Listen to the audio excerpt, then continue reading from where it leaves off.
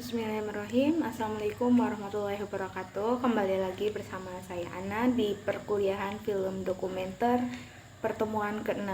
Nah, di pertemuan ke-6 kali ini dari pemakala kelompok 4. Nah, mereka menjelaskan tentang wawancara, studi pustaka, dan data visual dalam film dokumenter. Nah, apa sih itu wawancara? Kita akan bahas dalam learning journal ini ya. Dalam pembuatan film dokumenter terdapat wawancara yang bersifat in-depth. Nah, menurut Bozheyeva dan Nongerbet, pentingnya wawancara yang bersifat in-depth untuk menggali detail informasi dan menyampaikan informasi. Nah, lebih lanjut mengenai wawancara oleh Robert menjelaskan pada dasarnya wawancara in-depth atau secara mendalam adalah perbincangan untuk mencari informasi dan juga berargumen.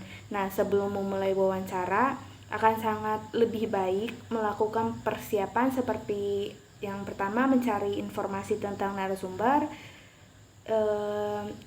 Dari sinilah pertanyaan akan mulai muncul, mulai dari yang ingin diperdalam informasi hingga hal-hal terkait dengan narasumber yang kurang dipahami sebelumnya. Nah, sebagai pewawancara akan terbantu untuk lebih memahami narasumber dengan melakukan beberapa hal pada saat wawancara. Yang pertama seperti pewawancara harus menjadi pendengar yang baik. Yang kedua, harus memahami apa yang dibicarakan dan tetap tertarik dengan pembicaraan tersebut.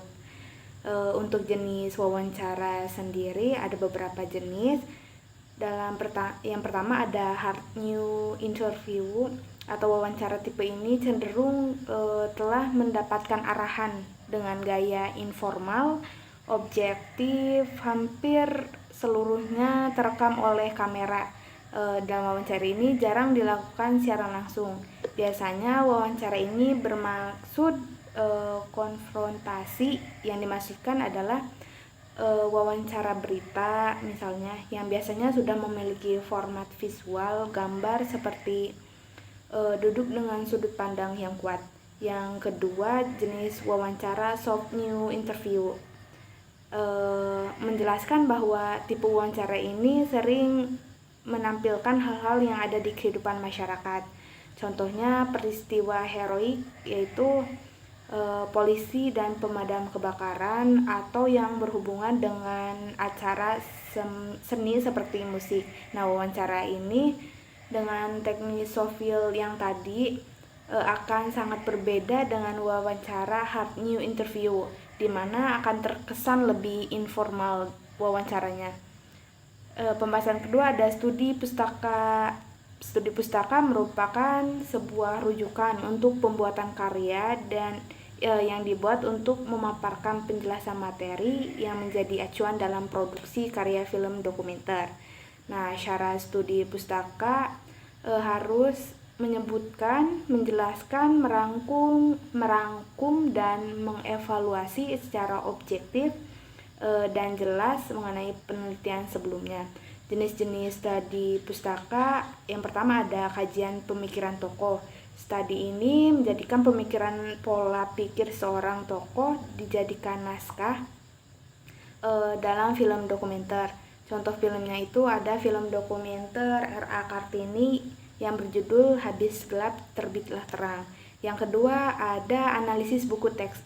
Jenis studi pustaka ini membaca sejumlah buku teks yang akan dijadikan rujukan dalam pembuatan film dokumenter. Yang terakhir ada kajian sejarah.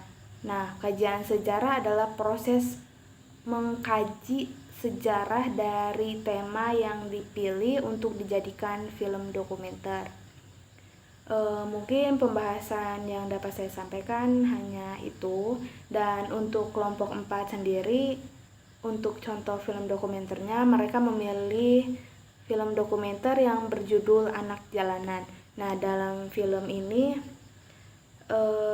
di dalamnya menceritakan tentang 4 kalau nggak salah, nggak tahu, 3 pemeran dari Anak Jalanan sendiri. Kemudian produksi filmnya sendiri memakan waktu kurang lebih 6 tahun karena dari mereka untuk mengambil shoot dengan sebenarnya, dengan kejadian yang sebenarnya, menceritakan bagaimana kehidupan anak jalanan, nyanyian apa yang sering didengarkan oleh orang-orang yang memberi mereka uang.